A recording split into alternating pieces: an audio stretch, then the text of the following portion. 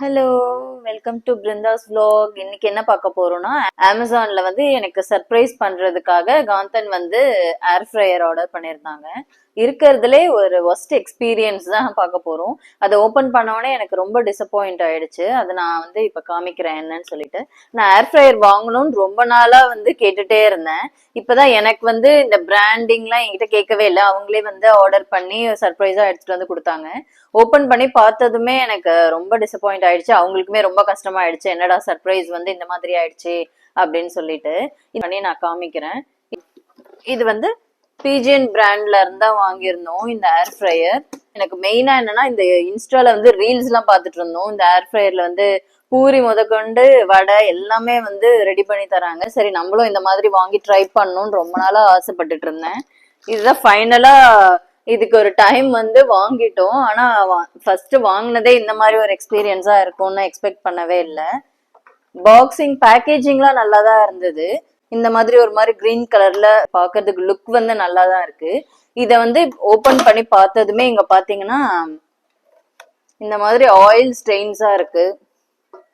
Oil ஸ்டெயின்ஸா இருந்தது. இது நான் கூட நினைச்சேன் இந்த மாதிரி இந்த மெட்டீரியல்ல இருந்து வந்து இந்த மாதிரி ஆயில் ஸ்டெயின்ஸ் வந்திருக்கா அப்படின்னு சொல்லிட்டு. ஆனா வந்து இது இங்க பாத்தீங்கன்னா இதுலயே தெரியும், இந்த ஆயில் ஃப்ரேம்ஸ் ஆயில் வந்து ஸ்டெயின் ஆன மாதிரி இருக்கு.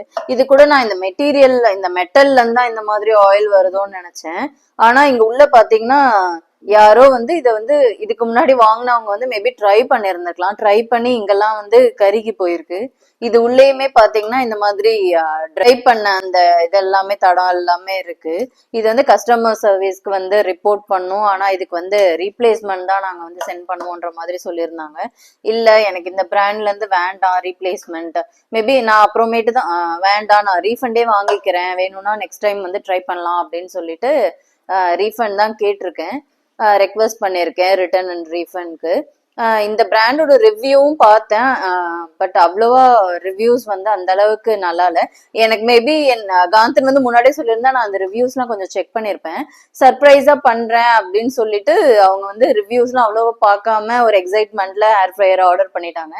இதனுடைய ப்ரைஸ் வந்து 2800 900 நினைக்கிறேன். அந்த ரேஞ்ச்ல தான் இருக்கு. நீங்க வந்து ஏர் ஃப்ரையர் வாங்கணும்னு ஆசையில இருந்தீங்கன்னா கண்டிப்பா ரிவ்யூஸ் எல்லாம் செக் பண்ணுங்க. ஏன்னா இந்த மாதிரி எலக்ட்ரானிக் ஐட்டம்ஸ் வந்து கண்டிப்பா ரிவ்யூஸ் பார்த்து வாங்குறது எனக்கு தெரிஞ்சு நல்லது.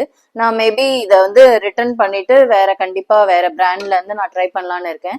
ஆல்ரெடி யாராவது ஏர் ஃப்ரையர் வந்து யூஸ் பண்றவங்க இருந்தீங்கன்னா எனக்கு வந்து கொஞ்சம் கமெண்ட்ல சொல்லுங்க, எந்த பிராண்ட் வந்து நீங்க யூஸ் பண்ணிட்டு இருக்கீங்க, எது நல்லா இருக்கு, எது வாங்கலாம் அப்படின்னு சொல்லிட்டு கொஞ்சம் கமெண்ட்ல வந்து ரெக்கமெண்ட் பண்ணுங்க. ஓகே, நெக்ஸ்ட் ஏர் ஃப்ரையர் நான் புதுசா வாங்கினதும் அதை ட்ரை பண்ணி பார்த்துட்டு நான் கண்டிப்பா வீடியோ போடுறேன். பாய்.